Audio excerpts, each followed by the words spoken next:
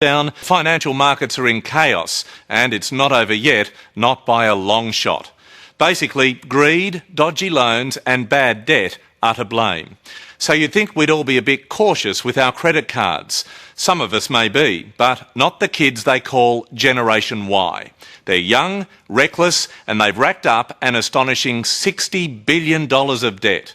New cars, new clothes, new toys, no problem. Just whack it on the card. These kids have never known tough economic times, so they think they're invincible. But now they're in for the shock of their lives.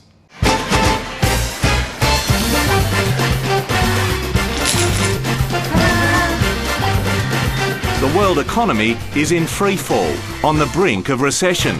But 20-year-old Amanda Nabulsi couldn't care less. How much do you spend a week on your credit card? Oh, $1,500? And you don't blink at that? Not at all. Nothing. It's a lot of money. It's all right.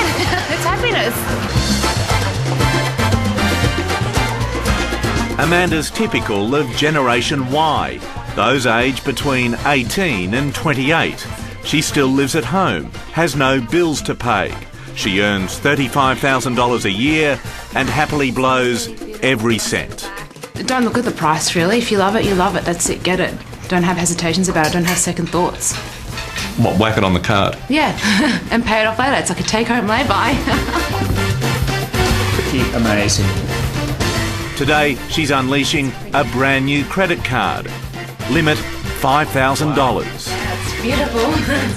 Her age group is now known as Generation Debt, owing a staggering $60 billion. Are there any coins or notes in your wallet?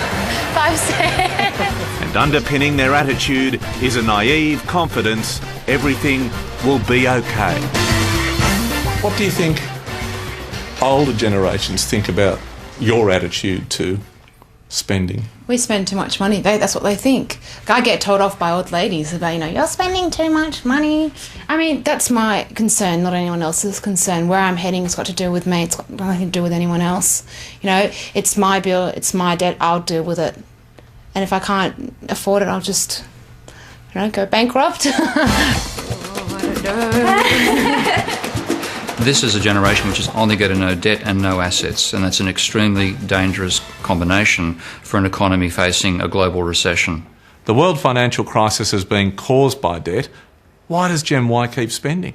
Because it's just like having a car accident. You only stop driving irresponsibly after you've hit the wall. This is my life beat. This is 70 grand's worth of debt. 21-year-old Zoe Zerkler has hit the wall. Big time. There's an 11 grand personal loan, a 9 grand TV, a 10 grand car, there's a 2 grand credit card, there's a $1,000 credit card. Just 3 years out of school, Zoe's on the brink of bankruptcy. This folder is my life. This is who I am, what I do. This is me. 70 grand's worth of debt. On a supermarket salary of about $35,000, a car, a PlayStation, a state-of-the-art laptop, 2 huge televisions and much more, all on credit.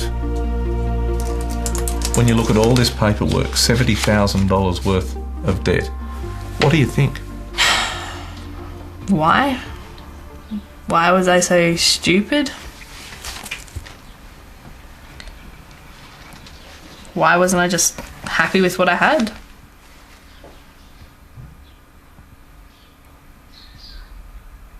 Sorry.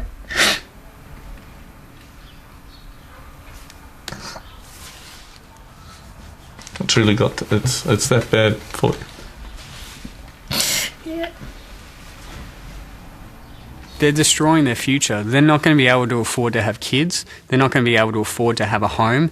More than likely they're going to be on a pension. And they should be set up for life.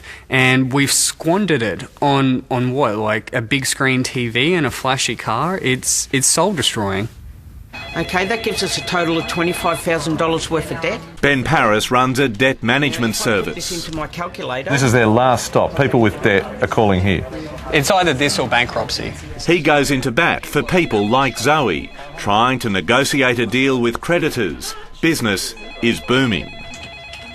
Does it worry you, though, that you were getting 8,000 calls a year from people your age in massive debt? My age and younger, they're the ones that really worry me. I'm 26 and we're getting calls from 18-year-olds who are just eligible for a credit card debt, and they've got a $5,000 phone bill, a $5,000 credit card bill, a $10,000 car loan, and they're 18. I can see myself in this. I did. What's fueling this crisis is ridiculously easy credit being offered to a generation who are used to getting what they want. This is so exciting. Amanda has only 22 cents in the bank, but she's preparing to buy a $60,000 car on credit. It's really pretty. It's breathtakingly reckless, but if it all goes pear-shaped, Amanda believes she's not to blame. It's like I'm a celebrity. Hello. Are you saying you're a victim in all of this? We are. We're targets. We are targets to the bank because we know that they know that we're gullible. They know that anything they say will just follow. It's just they're the leader and we're just the little people walking behind them. Give me money. You're loving it. You could have sent the card back. But I needed it. I need it for emergencies. I think your definition of emergencies is different to my definition of emergency. And I'm loving it. I really am.